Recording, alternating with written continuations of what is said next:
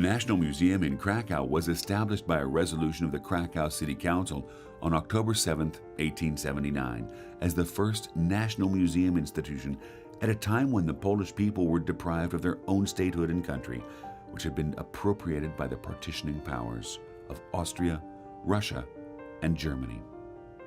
Until the end of World War I, it was the only such large museum accessible to the public in the Polish lands, and to this day remains the institution with the largest numbers of collections, buildings, and permanent exhibitions. The collection of the National Museum in Krakow was begun with Nero's torches, Henryk Szymanowski's painting presented to the city of Krakow by the artist himself on October 5, 1879, with the intention of creating a gallery of national art in the Sukiennica, the cloth hall. The following day, October 6, 1879, 39 artists attending the celebration of Józef Ignacy Kraszewski's 50 years of work as an author gathered in Konrad Wenzel's townhouse at the main market square and promised donations of their works to form the initial collection of the newly formed museum. The artist's example was soon emulated by private individuals who began to send donations to the museum in the Sukiennica.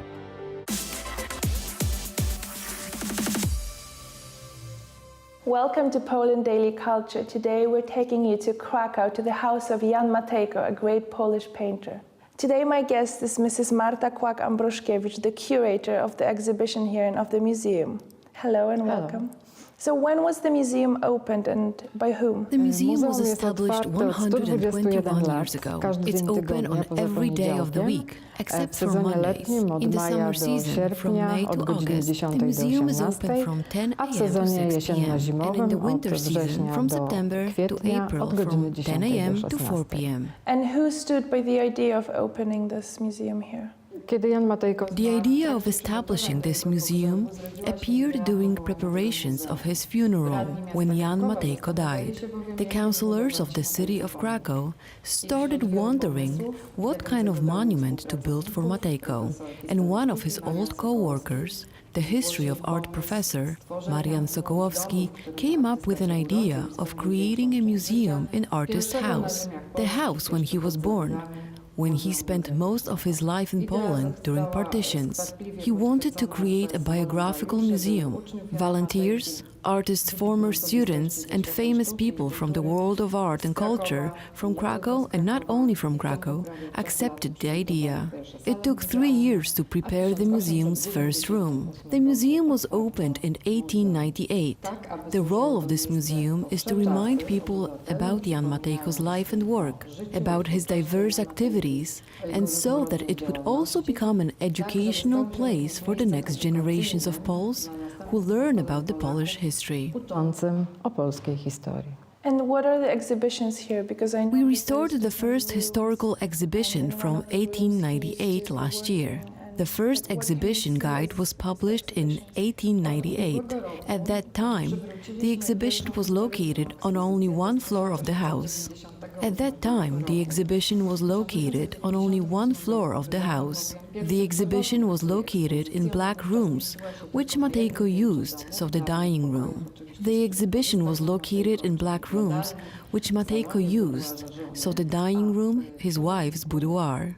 In the guidebook, the then author of the text, Dr. Adolf Sterschnus, wrote about the museum's events. When the initiators of the museum collected enough money, the next floor of the house was opened for the visitors in the 30s of the 20th century, and we could recreate the entire exhibition according to this guide in 2018.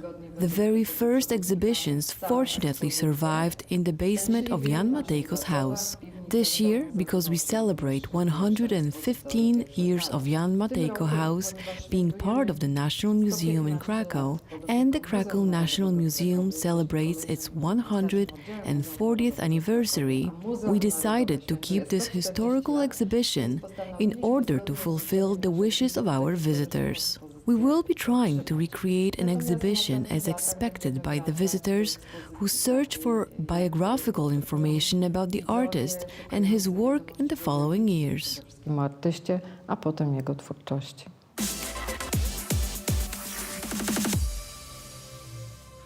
Just how strong the need to create such an institution was is exemplified by the fact that soon after the opening of the first museum exhibition in September 1883, the volume of donations grew exponentially. Not only single objects, but whole collections were donated. From the outset, the museum gathered works by contemporary and historic Polish artists from wherever they had lived or worked. The items collected included national mementos and objects connected with individuals recognized for their services to the country or otherwise relevant to national history and culture, including art prints, manuscripts, old prints, numismatics, decorative art objects, and militaria. As far as possible, examples of foreign art, including Far Eastern art, were collected as well. The turn of the 20th century coincided with a change of director at the National Museum, following the unexpected death of Professor Władysław Uszczkiewicz on May 23, 1900. The committee of the National Museum announced a competition which selected Dr. Felix Kopera, until then the director of Count Emeryk Hutenczapski's museum in Krakow, and his appointment followed on April 25, 1901. In the same period, the museum doubled its floor space after the Friends of the Art Society vacated the other wing of the Sukiennica. Following renovation work, an entirely new, considerably larger modern exhibit was arranged, which, in addition to showing artworks chronologically and thematically, also included archaeological and ethnographic objects. The collecting of the latter was discontinued soon thereafter due to shortage of space, and in light of the rise of institutions specializing in these areas. And how would you describe Jan Matejko as a painter? Because I know he painted a lot of portraits, but how do you think he should be described? Jesteśmy teraz w dwóch pokojach domów. We are now in 2 rooms of the house where Jan Matejko lived with his sons. The wall between those rooms was removed in the first years of the museum, in 1904 to be exact. It was removed because initiators were trying to create a mini gallery of paintings. We are in possession of only several dozen paintings by Jan Matejko. It's worth reminding that he is an author of 122 oil paintings confirmed by the authorship. We are sitting surrounded by portraits. People ordered portraits, and he was doing that for a living. He painted the portraits of famous people, but also his friends, family, and children. On the other side, we have a mini gallery of historical paintings. These, after all, draw the most attention of the viewers. The painting that we have here today, the painting of the Queen Bona, Matejko started to paint during his studies in Munich and finished in this very house in 1858. The painting was recognized by the critics as the first mature historical painting, and it all started from this painting. After that, Matejko was painting a colorful theater of historical figures, props, great costumes, details, but also a metaphor. He taught Poles how to evaluate the history and how to learn from it. I wyciągania z niej wniosków. And what do you think are his most significant contributions into Polish art?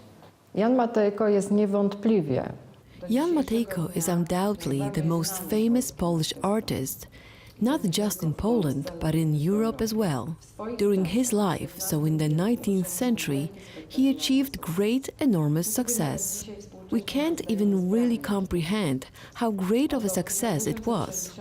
In 1864, a 26-year-old painter from Krakow, then under Austrian partition, presented his piece called Sermon of Piotr Skarga on an international art exhibition in Paris. The painting reflects on the complicated history of Poland.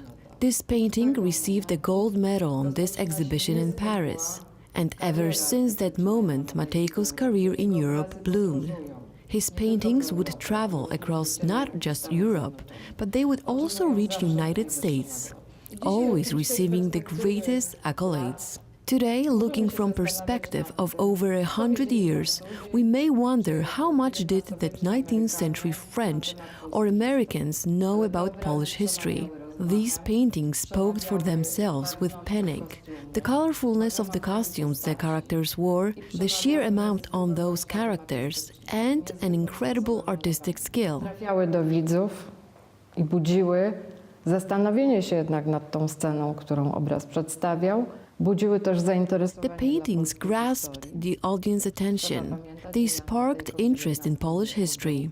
We must also remember that Jan Matejko was, and I dislike this word, but he was indeed a celebrity for his time.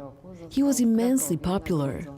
And in 1878 he was awarded scepter in Krakow, which made him a ruler of the art in Poland.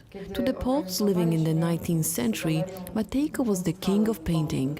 When we were organizing an art exhibition with the Kunststil Art Museum in Bonn, Germany last year, Jan Matejko's paintings and biography were presented in front of 6 other European painters of his time. It turned out that he was not only the king of Polish painters, he was also the king of European 19th century painters. Putting his paintings against the creations of Makart, Mukacho, Lord Leighton or Combach proved how outstanding Matejko's paintings were. None of these other painters received as much praise and accolades for their work in their life. Hołdu, podziękowań za swoją twórczość i takich nagród.